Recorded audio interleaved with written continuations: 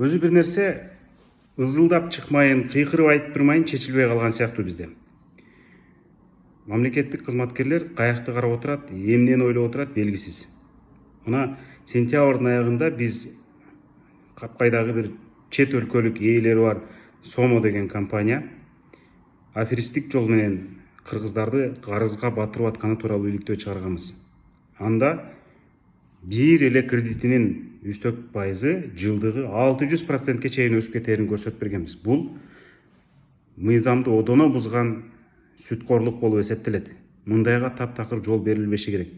Сомо канчалаган адамдардын тагдырын талкалап атат. Канчалаган жалгыз бой энелер, көп балалуу үй бүлөлөр, иштебеген адамдар, оорулуулар, рак менен ооругандар мына ушулардан аргасыздан акча алып алып, торуна чалынып, эми кайгысынын үстүнө кайгы кошулуп сыздап жүрүшөт.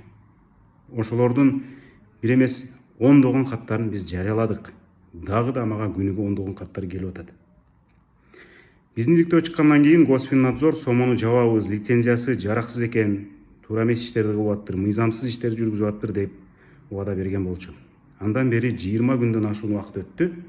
А бул Сомо деген компания эч кандай жабылбастан, ишин токтотуп турбастан, элден жанагы эбегейсиз үстөгү, эбегейсиз пенясы менен кошо каражаттарын доолап, коркутуп, элди террор кылып атат. Насыя алгандардын, кредит алгандардын тарыхы жазылчу Кип ишеним деген бар. Ал жерде биздин байланышыбыз бар. Ал менен кызматташып турабыз. Ошол Кип ишенимдин черный списогуна киргизип коебуз деп карапайым адамдарды Сомонун операторлору чалып алып, СМС жазып алып коркутуп атышат, террор кылып атышат. Булардын өздөрүнүн иши мыйзамсыз болсо, элди коркутканга кандай акылары бар? Урматтуу Госфиннадзор, эми силерге урмат деле калбай калды.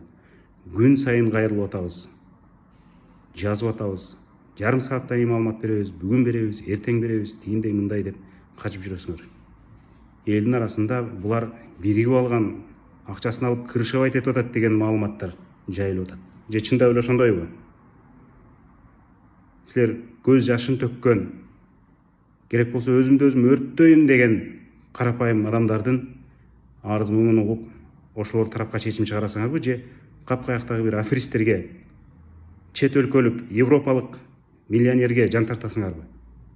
Же андан акча алып алдыңар беле? Эл